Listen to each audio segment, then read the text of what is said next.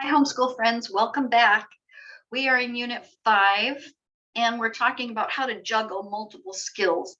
And in the end of this particular unit, we're going to be talking about how to manage behavior. And in this lesson, we're going to talk about how to instill internal motivation in kids. Now, in the last lesson, we talked about behavior training. And I'm going to tell you up front that behavior training mostly happens when kids are younger, or if they have a developmental delay or some kind of special need. It'll be ongoing, but it's our job as parents to train our kids in the way they should go. And when they're adults, they will be able to live successfully and happily, and they'll have self-control, and they'll be able to get and sustain a job, and they'll be able to pay their bills. They'll have the self-control and the motivation needed to do adult life. I often get asked by parents, and particularly dads, sorry dads, but I'm going to pick on you, on why can't my child just do what they need to do because they're supposed to or because they want to. Why aren't they internally motivated to just do what they're supposed to do? Well, first of all, children aren't wired that way. Children are wired to please you. They are wired to want you to be proud of them. And so especially in the younger years, they will do anything they can to make you happy. And if you get excited about what they've done and that they're doing a good job, that's your first step in instilling internal motivation, is that they're pleasing you.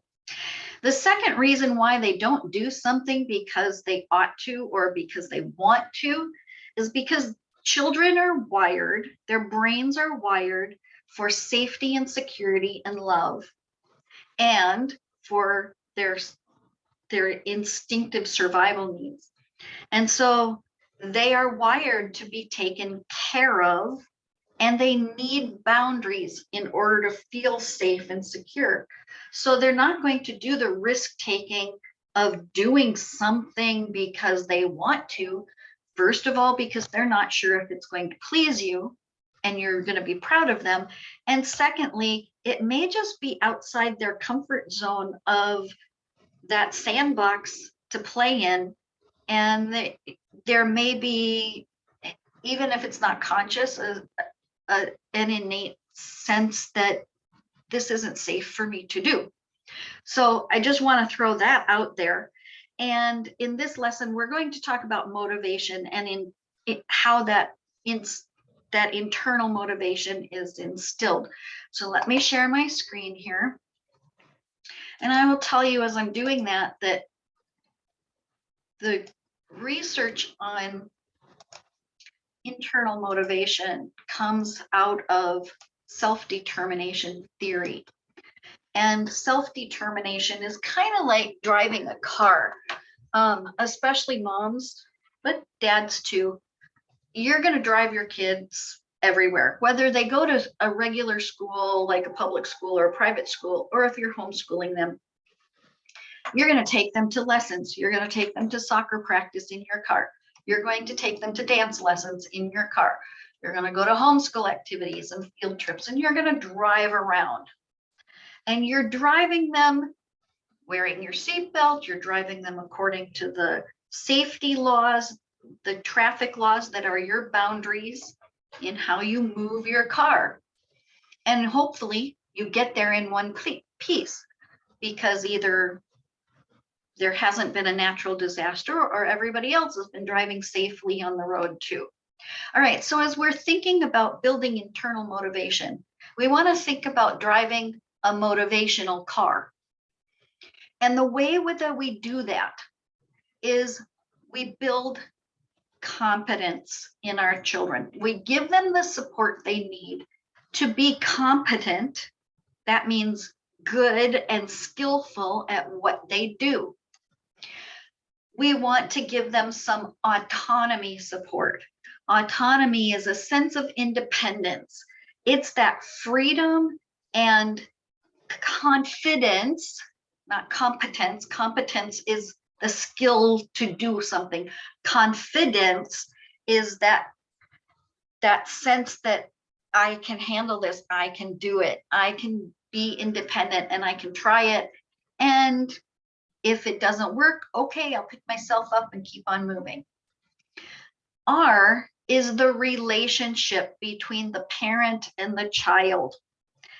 And that relationship is kind of like the glue that holds the whole car together. And so if we're driving the motivation car, we want our kids to get to adulthood in one piece. We don't want to have an accident along the way. Now, are there going to be many little accidents?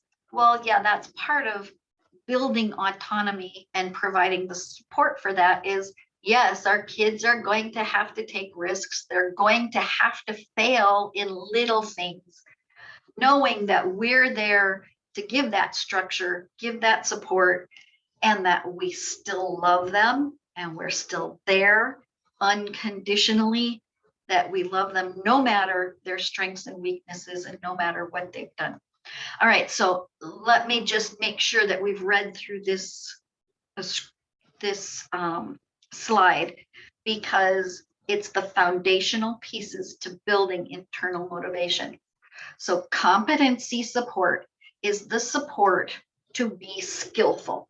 It provides the structure, and we've talked a lot about structure, making our routine, structuring our space. We haven't talked much yet about work habits and task boxes or independent work, but that's going to be part of that. Scaffolded assistance. When we're teaching the long division process, we don't just say, here, I'm going to show you once and then you go do it. Our kids cannot. It's a very complex, abstract process to do long division. They need some scaffolded assistance. And in future courses, I'm going to teach you how to do that. How do you structure lessons so that your child feels confident to try? And lots of praise for effort, because especially if you have kids with special needs, you want them to try. But many times, because their fine motor skills or their executive function skills, they just are not going to be skillful right away. It's going to take hundreds of practice points compared to a typical learner's 10 practice points. They still need a lot of praise that they keep trying and that they're doing it, and they've made those little incremental steps that we want to celebrate. And they're making progress. They've got some achievement in specific tasks. It may not be that whole grade level that a neurotypical kid might make in a school year. Honestly, most neurotypical kids ought to be making probably 2 grade levels if they are taught in the way that a kid with special needs is. That's what accelerated learning theory does, is looks at how learning happens and then uses this internal motivation kind of car to help kids achieve more and faster within their developmental level. All right, autonomy support. Autonomy means independence. We want our kids to be independent, and especially as they reach high school age, we want them to be able to do things on their own and be ready to have some freedom to make decisions. We're not going to make all their decisions for them. If we do, they will never know how to do that. To try something new, to take a reasonable risk, to fail, and to problem solve through those failures. How am I going to fix it now that I've failed? How am I going to? So I got mad and I punched a hole in the door. Now what am I going to do? That's all part of that competency and autonomy support. Now the relationship is the glue. Your relationship, acceptance, and love as a parent and a home educator needs to be unconditional, regardless of your child's strengths and weaknesses. So the reason I talked about punching a hole in the door is our son actually did that. He was mad one day and he punched a hole in in our pantry door. He was in high school, and we said, hey, you got to be more in control of your emotions. You can't just go around punching holes in doors and walls. So you are going to have to buy a new door, measure it, find the door that opens the right direction, figure out how to put the hinges on, and you're going to have to fix it. So first of all, you're going to have to figure out how to problem solve fixing this door, and then you're going to have to do the fixing. We still love you. It's just a door. We care more that you felt angry enough that instead of talking through something, you decided to punch a hole in a door. So let's help you. If you need help, we'll help you figure out the exact measurements. We'll take you over to the hardware store, but you've got to fix your problem. And then as you're doing that, let's talk about what was it that made you so angry that you decided to do something physical rather than talk through the issue. We also talked, by the way, about getting counseling, because if he's got an anger issue where he needed to punch a hole in a door and he didn't feel ready to talk that through with us, and he was in high school, maybe he needed, by the way, this boy has a lot of anxiety issues. And I work a lot with kids who have anxiety. Some are diagnosed, some are just the feelings, but they get locked up. And if you keep in mind the behavior training, but at the same time you're working on driving that motivational car, the motivational car is what's really going to help those kids with anxiety issues, is give them that sense of competence and skillfulness. I can do this. The autonomy that I can take a risk. I can walk through that door and I'm still going to be okay. And if something happens, my parents are there to help me work through the problem. And then my parents are always going to be there for me. And no matter what happens, no matter how badly I fail, no matter how bad I screw up, I know they're going to help me walk through fixing the problems. It's okay.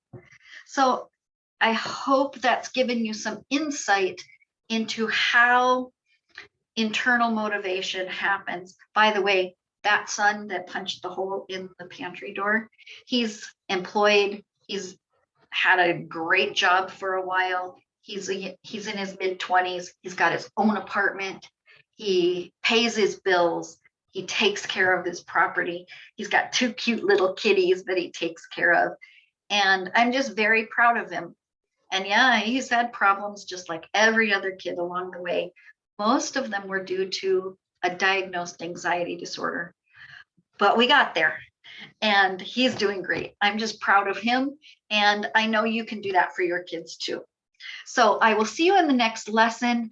This is another biggie. We're going to talk about attention.